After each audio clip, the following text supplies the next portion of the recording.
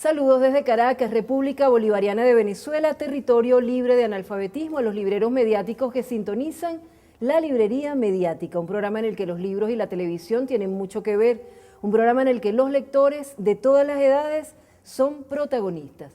Hoy vamos a hacer un programa muy especial. Hemos venido hablando todo el año y desde hace mucho tiempo del análisis crítico de medios. Hemos logrado, gracias a la colaboración del Ministerio del Poder Popular para la Educación y de tanta gente que se interesó en este tema, darle forma a algo que Humberto González dio en llamar y quedó excelente, Foro Permanente Educación Crítica sobre Medios de Comunicación. Desde junio hemos venido haciendo reuniones, encuentros con docentes. José Guariguata, que estuvo en toda la parte inicial, sigue adelante con los foros regionales. Maritza Loreto también retoma esto y tenemos encuentros en Aragua y en otras partes del país. El tema comunicacional es un tema que no se agota y además es un tema como vivo. Entonces no queríamos seguir hablando y hablando y hablando sin concretar. Ustedes saben que a nosotros nos gusta concretar y comprometer. Entonces queríamos hacer este informe público, en especial este informe público a los ministros de Cultura y de Comunicación. Rodolfo Humberto Pérez nos va a dar su parecer acerca de todo esto que hemos hecho, pero queríamos comprometer no solamente a esos ministerios, sino a otras instituciones y a todas las personas que quieran integrarse a este foro permanente. ¿Qué hicimos? Desde junio empezamos a tener muchas reuniones, encuentros, intercambios. Luego participamos en el Congreso Pedagógico, fue muy emocionante. Los encuentros regionales han sido maravillosos. Pero ¿de qué vale todo esto si seguimos conversando? ¿Para qué sirve conversar sobre medios si no concretamos? Entonces, el profesor Luis Angulo Ruiz, académico de la Universidad Central de Venezuela, profesor de la Escuela de Comunicación Social de la UCB, nos hizo un resumen que yo voy a leer en un rato para que ustedes más o menos tengan presente una síntesis de todo lo que hemos discutido. Lo hermoso de este foro, Rodolfo, es que a pesar de que es un foro polémico, hemos estado de acuerdo, o sea, vamos todos como en la misma dirección. Entonces, antes de contarte cuáles han sido las conclusiones del foro, yo quisiera que tú me dijeras, cada vez que hemos tenido un foro, se te ha informado, se te ha contado qué hemos hecho.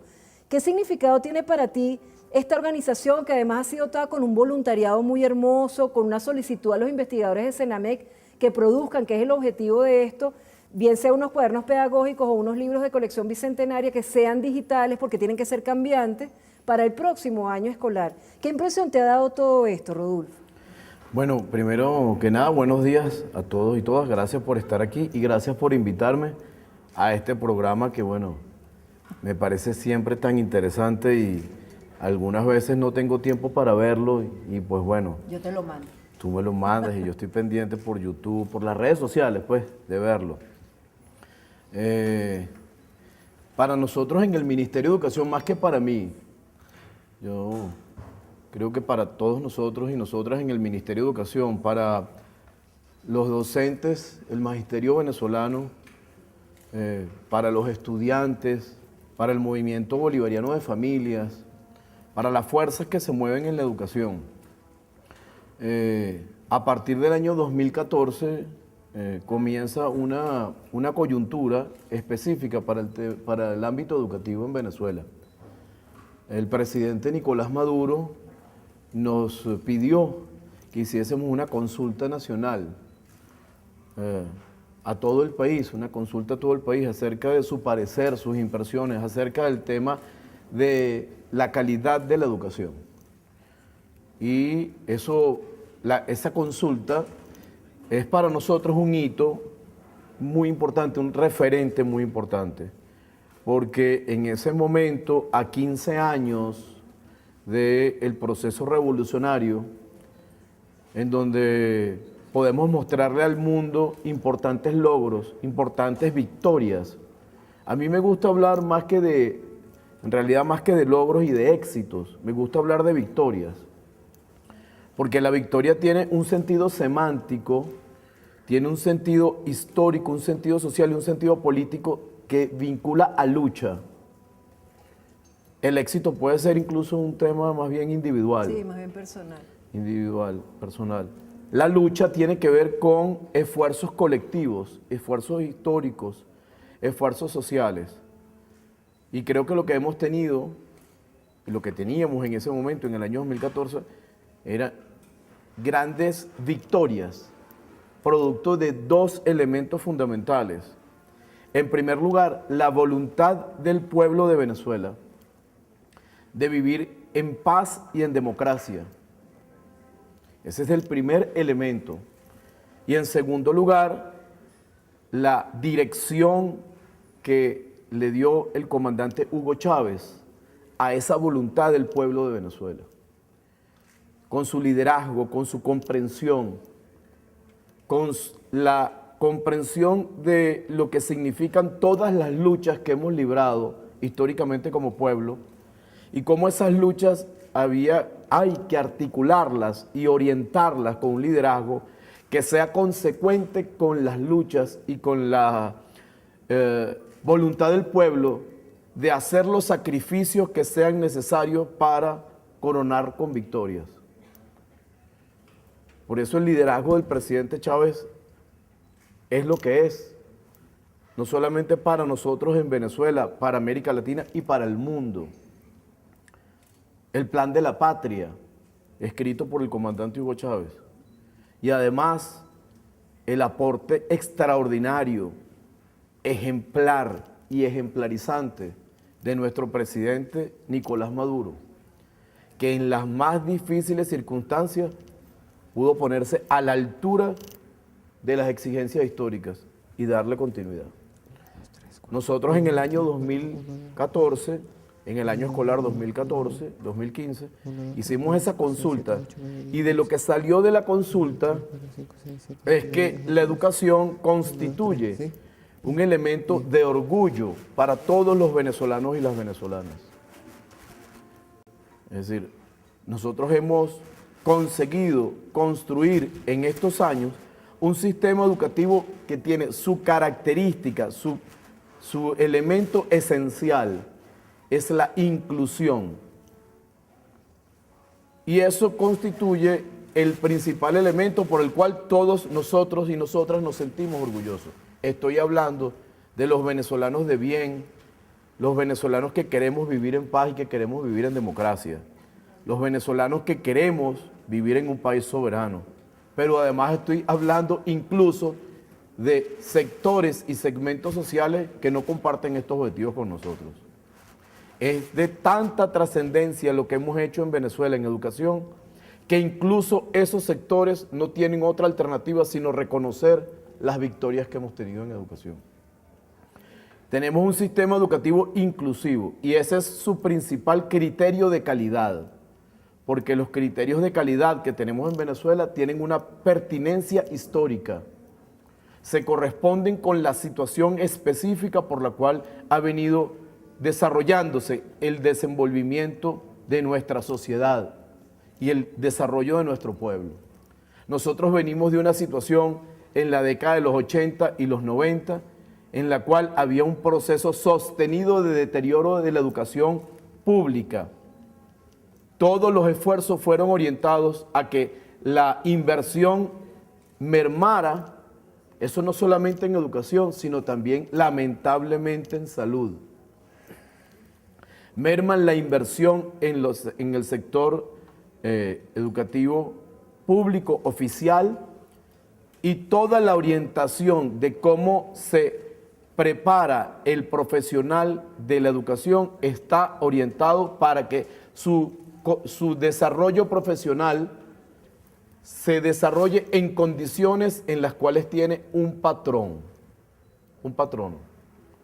en donde el trabajador y trabajadora de la educación depende su desarrollo a que haya un patrón.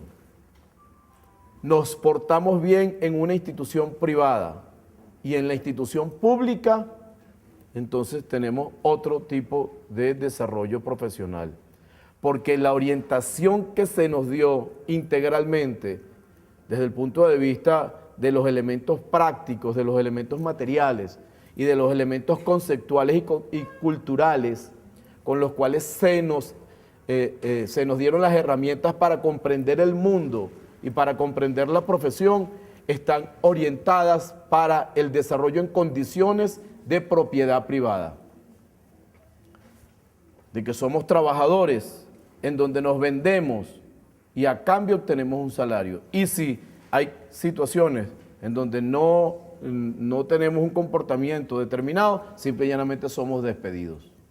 No tenemos tampoco... Esas fueron las condiciones que se crearon en la década de los 80 y los 90, en donde la población vivía en una situación donde el 60% de la población venezolana llegó a estar en 67%, vivía en condiciones de pobreza y alrededor de un 27% vivía en condiciones de pobreza extrema, en donde la característica era el desempleo y en donde la característica era, entre otras cosas, por ejemplo, las imposibilidades de que los hijos del pueblo de Venezuela consiguiesen una institución oficial, pública y gratuita para formarse, en donde los índices de desnutrición se fueron para arriba, por lo que y eso está condicionado por las políticas neoliberales, dirigidas fundamentalmente por los organismos multilaterales que para prestar dinero ponen condiciones, ¿no? En el caso venezolano, regalábamos el petróleo a las transnacionales norteamericanas, ¿no? Porque no éramos dueños de nuestra industria y para poder conseguir dinero para el gasto social, como se comprendía en esas terribles décadas, entonces para poder conseguir dinero teníamos que ir a pedirlo prestado a organismos multilaterales. Y cuando los organismos multilaterales aceptaban el préstamo era porque previamente había una cesión de soberanía en la cual la política pública era hecha desde las sedes de los organismos internacionales. Esa fue la situación, ¿verdad? Cuando llega Hugo Chávez a dirigir los destinos de este país, a partir de 1999, Hugo Chávez lo que hace es comenzar a transformar esa situación. Y el objetivo que se propuso Hugo Chávez es pasar de una situación en la cual existe una imposibilidad material de conseguir acceso al derecho de la educación, pasar de esa situación a una posibilidad real de ejercicio del derecho a la educación. Por eso las primeras medidas que tomó Hugo Chávez fueron fundamentadas en evitar las restricciones al ingreso a la institución pública y comenzar a reorientar la inversión social, ¿no? Destinar recursos a la inversión social. La primera medida que se tomó fue evitar que hubiese algún tipo de proceso administrativo que porque no se entregase un papel, un niño no se podía inscribir en una institución educativa. Segunda medida que se tomó, la prohibición de cobro de matrícula en instituciones oficiales. Este elemento es un elemento fundamental, porque en Venezuela nosotros venimos peleando como pueblo por la educación pública y gratuita. Y de calidad. Y por supuesto, la educación es de calidad porque es pública. Sobre eso hay un tema, hay una discusión, que incluso tú nos podrías ayudar a organizar un foro. Porque el tema es que en la década de los 90, y primero los 80 y los 90, en la Gran Bretaña se empezó a tomar un conjunto de medidas destinadas a elevar la calidad y se introdujo una categoría importada de las ciencias de la mercadotecnia, de lo que tiene que ver con la oferta y la demanda. Y esas ciencias nos impusieron un criterio que era el criterio de calidad. Y el criterio de calidad venía de que las escuelas tenían que comportarse como que si fuesen una tienda. Y de ahí surge el criterio de que los docentes tienen que portarse como gerentes, lo cual desnaturaliza todo el proceso del ejercicio de la docencia, porque los docentes lo que somos es trabajadores y trabajadoras, y nuestro proceso de trabajo nos lleva a el desarrollo de la personalidad de seres humanos. Por lo tanto, no podemos, en una perspectiva que es contraria al tema de gerencia. Pero fíjate, hay una cosa, hay un tema. Porque cuando cada vez que nosotros hablamos del foro, desde junio hasta ahora, y mucho tiempo antes, cuando nadie nos hacía caso, o sea, el artículo 9 de la Ley Orgánica de Educación estaba allí, se colocó como de manera transversal y está y se aplica en Colección Bicentenario. En Colección Bicentenario, el tema de la comunicación transversalmente está presente, sí se cumplió, pero no es suficiente, porque esa materia comunicacional para el presidente Chávez era muy importante, por eso se aceptó que en el artículo 9 de la Ley Orgánica de Educación, y de eso surge todo esto, se estableciera que tenía que haber unidades de análisis crítico de medios desde educación inicial hasta la universidad. Eso es un tema álgido, un tema clave. A nosotros nos parecía que no era suficiente, aunque se había hecho un gran avance con esa aprobación de ese artículo y con la presencia transversal en Colección Bicentenario del tema de comunicación, nos parecía poco, nos parecía que todavía faltaba. ¿Por qué? Porque las redes sociales son incontrolables. Hay personas que son tan bajas que hacen redes sociales anónimas para atacar a sus pares. Sí. Y entonces uno no sabe ante quién defenderse, porque esas personas se están burlando permanentemente de los demás, descalificando permanentemente a los demás, y son enemigos como invisibles. Afortunadamente hay formas, no es tan invisible la participación en las redes sociales, porque todos hemos sido objeto, cualquiera de nosotros ha sido objeto de difamación, de injuria en las redes sociales, o de informaciones que se pasan y que son incorrectas. Hay formas de saber de dónde sale esa información. En el 6CPC, en la Fiscalía, a mí me orientaron. Entonces, todas esas cosas, los muchachos tienen que saberlas. Tienen que saber que todo tiene una persona por detrás, que tiene una institución por detrás, que tiene un poder por detrás, todas esas redes, todos esos medios. Nada de lo que se dice en los medios es gratuito, nada es inocente. Y eso lo puede entender desde un niño pequeño hasta un universitario. Conversaba con la profesora Maritza Loreto, y ella decía, bueno, nosotros nos podemos defender, no, nosotros también somos víctimas de eso. De allí la insistencia de que se fuera más allá, de que hubiera una herramienta más.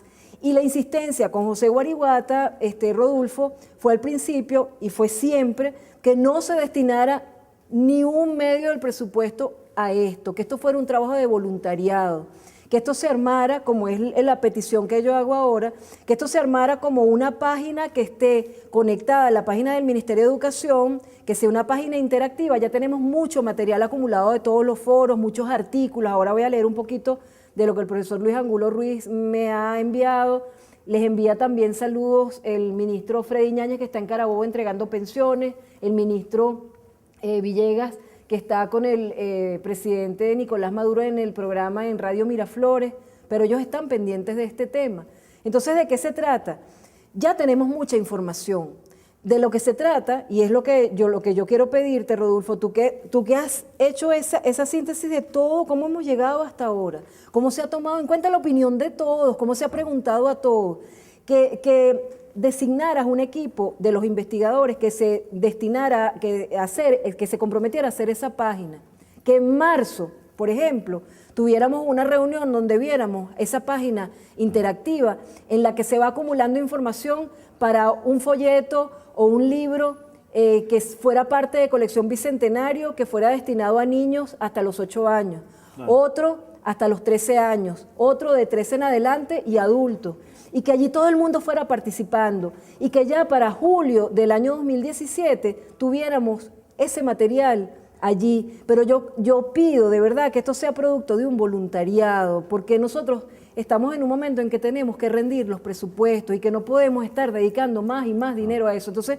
que esto sea lo de la comunicación, que es tan grande, que es tan amplio, que fuera como el aporte de trabajo voluntario de todos los que nos interesa, periodistas, maestros, estudiantes, lo que hemos dicho siempre en los foros, en vez de estar prohibiéndole a los chamos que vean tal o cual programa, agarra ese programa, desmóntalo, gozamos con eso. Es un trabajo en el que nos sentimos todos involucrados. Y entonces después los chamos se ponen pilísimas. Entonces ya ven todo lo que hay detrás de cada cosa, detrás de cada palabra, detrás de cada color.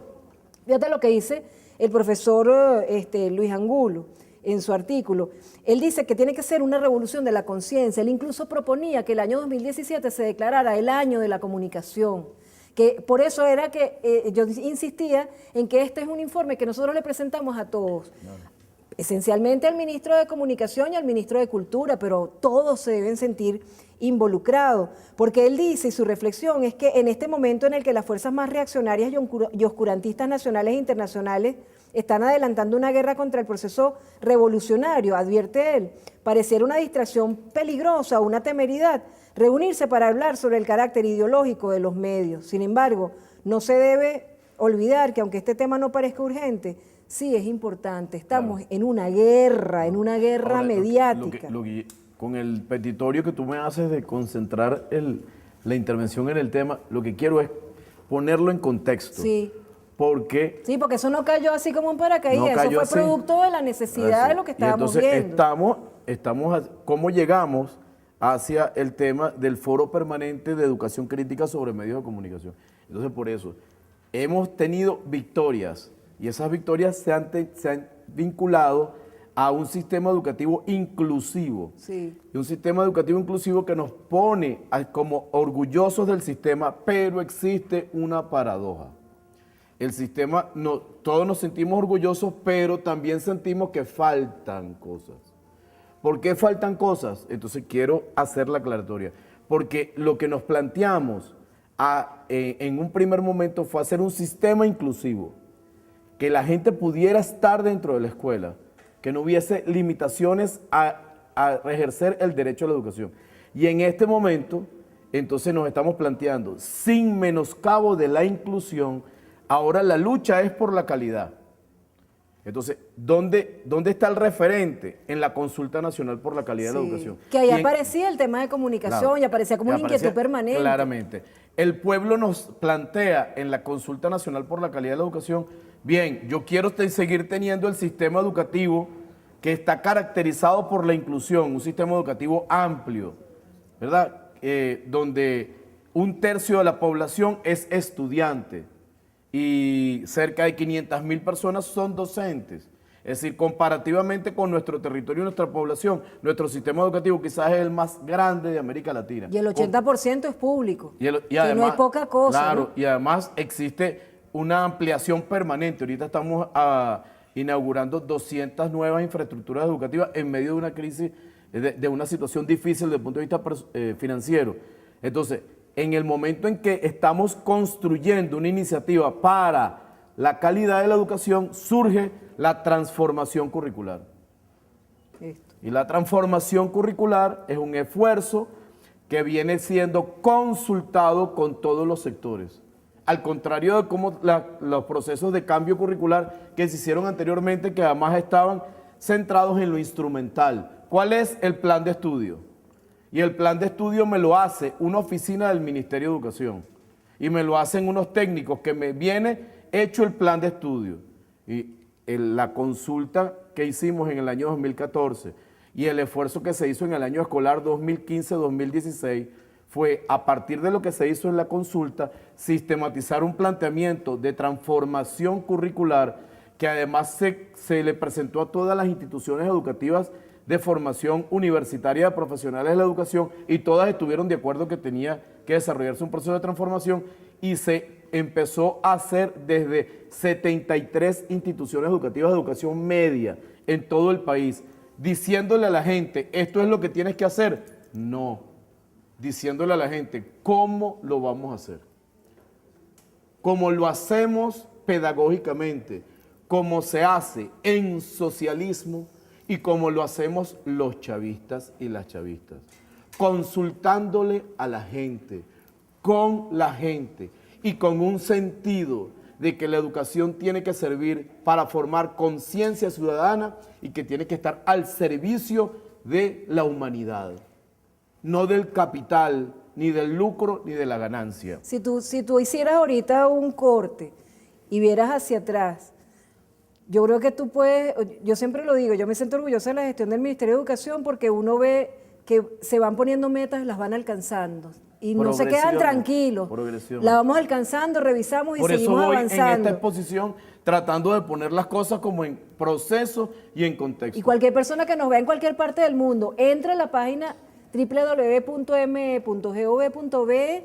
Todo esto está, no hay nada oculto, esto está, todo está allí Todo para está ser presente consultado. para que la gente lo consulte. Sí. Entonces, que el presidente de la República, Nicolás Maduro, en este año escolar nos dio 5 líneas estratégicas, porque yo voy de lo general Sí, a lo particular, sí. a lo específico, para llegar al foro permanente. Y a lo posible, ¿no? ¿Verdad? Al foro permanente. Entonces, la primera línea estratégica, la reorganización de la comunidad educativa. Democráticamente, la organización de movimiento magisterial, la organización de movimiento de trabajadores administrativos y obreros, la organización del movimiento de familias que teniendo sus hijos en instituciones oficiales, entonces defienden el derecho a la educación pública y gratuita. Porque ¿qué sucedía? Que aquí había gente que iba hasta ponernos demandas en el Tribunal Supremo de Justicia en contra de lo que estábamos haciendo en las instituciones bolivarianas, en las escuelas y liceos bolivarianos, y sus hijos estaban en los colegios más exclusivos privados de Venezuela. Entonces surgió un movimiento de padres y representantes que históricamente viene defendiendo el derecho a la educación, y esta gente dijo, yo voy a defender mi derecho a la educación, porque esta es una victoria del pueblo de Venezuela.